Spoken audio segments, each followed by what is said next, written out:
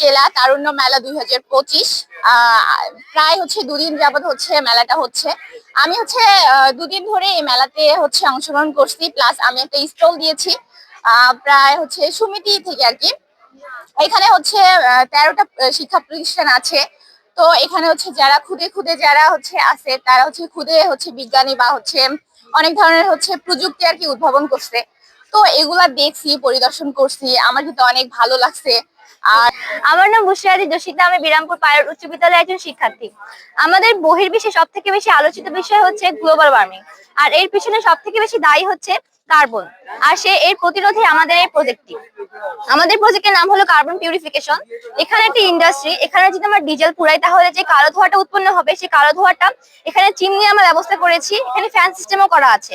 এই ফ্যানের টানে এখানে আসবে, এখানে সরবরাহ হবে, এবং এখানে আমরা কার্বন ফিল্টারের ব্যবস্থা করে রেখেছি। এখানে কার্বনটা পিউরিফাই হয়ে এখান থেকে বিশুদ্ধ বায়ুটা বের হয়ে যাবে। এই জন্য বলটা যে কার্বন গুঁড়োটা আটকে যাচ্ছে, আমরা এটা রপ্তানি করতে পারবো যদি এটাকে আমরা কালি হিসেবে ব্যবহার করি। আমাদের দেশে 3000 কোটি টাকা কার্বন কালি আমদানি করতে হয়। সুতরাং আমরা যদি এটা কার্বন কালিটাকে ব্যবহার করি তাহলে আমাদের দেশে চাহিদা মেটানো যাবে এবং আমরা পাশাপাশি রপ্তানিও করতে পারবো। এই যে এখান থেকে কালো ধোঁয়া বের হচ্ছে কিন্তু।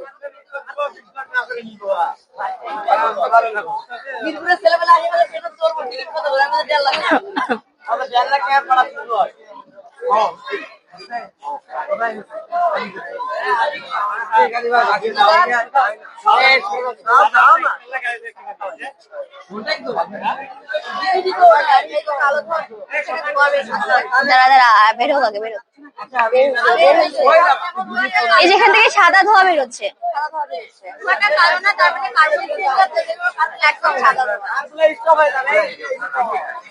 এই সাদা। আমি আজকে আসলাম আমার বাসার কাছেই, তো আসলাম, ভাবলাম দেখি কেমন। আমার স্কুলেরও স্টল আছে এখানে, তো সেক্ষেত্রেও আমার আসা। আমি নিজেও জয়েন করেছি।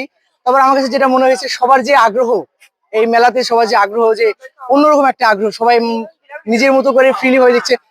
এবং মানে আমি যদি একজনও যাই, যে যদি বলি যে আমাকে একটু বুঝো, আমাকে একটু বলো, আমি কি তোমার প্রজেক্ট সম্পর্কে কিছু বলো, খুব সুন্দর স্বাভাবিকভাবে তারা বলতেছে। এবং আমার কাছে মনে হচ্ছে তাদের বাচনভঙ্গি খুব স্বাভাবিক, সুন্দর। এবং তারা যে প্রজেক্ট বানাচ্ছে, প্রজেক্ট তাদের যেমনই হোক, তাদের প্রজেক্ট নিয়ে তারা আত্মবিশ্বাসী। এটা আমার কাছে আরো বেশি ভালো লেগেছে।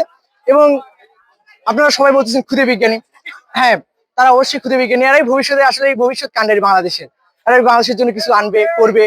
কারণ সবাই তার একসময় থাকবে না, আমাদেরকে একসময় থাকতে হবে, দেশে লিডার আসতে হবে, কিছু করতে হবে আমাদের, তাই না?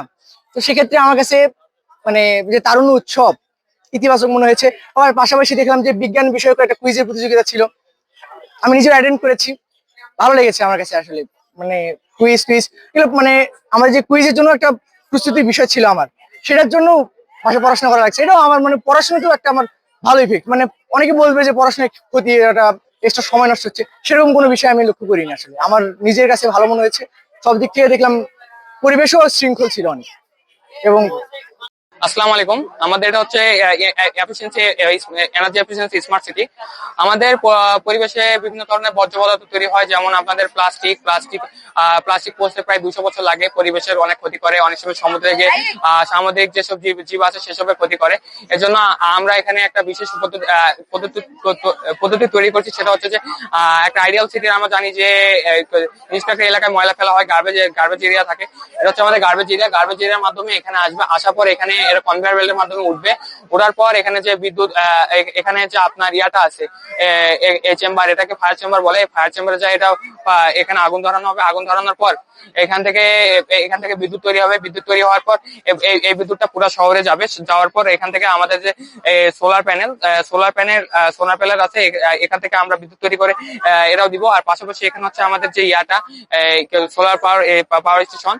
এই বিষয়টা হচ্ছে যে আমাদের বিভিন্ন গাড়ি আছে বিভিন্ন রকমের, যেমন তিন ধরনের গাড়ি বর্তমানে সচরাচর অ্যাভেলেবেল। যেমন হচ্ছে ইলেকট্রিক গাড়ি, আরেকটা হচ্ছে সেমি ইলেকট্রিক, যেটা হাইব্রিড গাড়িও বলা হয়, আরেকটা নর্মাল কার, যেটা আমাদের থাকে ওইটা। আমি আগে বলে রাখি যে একটু ইলেকট্রিক কারটা হচ্ছে, যেটা হচ্ছে আমরা শতভাগ ইলেকট্রিক দিয়ে ব্যবহার করবো, এবং যে নর্মাল কার যেটা হচ্ছে আমরা শতভাগ পেট্রোল দিয়ে ব্যবহার করবো। আর হাইব্রিড কারটা হচ্ছে যেটা হচ্ছে 40% ইলেকট্রিকতে আর বাকি 60% ইয়াতে ব্যবহার করতে পারবো আমরা, এই পেট্রোল দিয়ে ব্যবহার করবো। এই জন্য এটা আমার মাইলেজ বেশি পাই, এটা পরিবেশ বান্ধব অনেকটাই। এছাড়া এটা আমরা এখানে চার্জ করতে পারবো। আর পাশাপাশি এখন আপনাদের প্রশ্ন থাকতে পারে যে এখানে তো আমাদের পুরালে বর্জ্য পদার্থ পুরালে, প্লাস্টিক পুরালে তো এটা পরিবেশন করতেছে, অবশ্যই পরিবেশন করতেছে। এর জন্য উপরে একটা এখানে ঢাকনা থাকবে, ঢাকনাটা বর্তমানে নাই। এরপর হচ্ছে আমাদের এখানে একটা চেম্বার আছে, এখান থেকে যে ধোঁয়াটা কার্বনটা হবে রিলিজ হবে, কার্বনটা এখানে আসবে। এখানে আসার পর এখানে আমরা জানি যে যখন কোনো বাষ্পকে আমরা ঠান্ডা করি, সে বাষ্পকে ঠান্ডা করি, তখন সেটা আমাদের ইয়াতে রূপান্তরিত হয়, তরলে রূপান্তরিত হয়, যেমন আমরা বৃষ্টির উদাহরণ দেখতে পারি। আর এরপর হচ্ছে আমাদের এটা এখানে যাবে এয়ার ফিল্টারে, যাওয়ার পর এখানে আমাদের হচ্ছে ফিল্টার থাকবে। ফিল্টারটার পর ফিল্টারটা থেকে ওইখানে যে অবশিষ্ট কার্বনটা আছে, কার্বনটা এখানে জমা হবে। আর এখানে একটা কথা আমি বলতে ভুলে গেছি যে এখানে যে কার্বনটা ওইখানে তরল হিসেবে জমা হচ্ছে, সেটা হচ্ছে আমাদের কার্বন, সেটা হচ্ছে আমাদের বিটুমিন হিসেবে জমা হবে। আর এখানে যে কার্বনটা জমা হচ্ছে সেটা আমরা কলমের কালি বা কম্পিউটারের কালি হিসেবে ব্যবহার করতে পারবো। আর এরপর এটা রিলিজ হচ্ছে। আর আরেকটা বিষয় হচ্ছে যে আপনাদের এখন প্রশ্ন থাকতে পারে যে এখানে আমরা কি এখানে সব ধরনের ইয়া ব্যবহার করতে পারবো? মোটেও না, আমাদের এখানে সব ধরনের ব্যবহার করতে পারবো না। যেমন ধাতব বস্তু, ধাতব কাঁচ, এসব আমরা ব্যবহার করতে পারবো না। এজন্য আমাদের এখানে যে মহল্লা বা লোকাল এরিয়া আছে, সেসবে আমরা 4 ধরনের ডাস্টবিন রাখবো। একটাতে হচ্ছে যে একটাতে আমাদের কি বলে শুধু নর্মাল যে বাসায় গার্বেজ, যেমন পলিথিন, কাগজ, এসব রাখবো।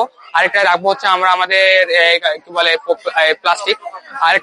আরেকটা রাখবো হচ্ছে কাঁচ, আরেকটা রাখবো হচ্ছে ধাতব বস্তু। আর কাঁচ এবং ধাতব বস্তু আমরা অন্যভাবে রিসাইকেল করবো, এইসব রিসাইকেল করা যাবে। আর আমাদের যে কি বলে বাকি দুটা থাকলো প্লাস্টিক এবং আমাদের যে ইয়াটা থাকলো এই কি বলে কাগজ, ওটা আমরা এখানে এভাবে রিসাইকেল করবো। আর এভাবে আমরা সমাজটা কি বলে পরিবেশটাকে কার্বন নেগেটিভ করতে পারি। আর পাশাপাশি আমরা বনায়ন করার যত চেষ্টা করবো, বনায়ন যাতে আমরা সকলে একটা গাছ 1 বছর হলেও লাগাই। আসসালামু আলাইকুম।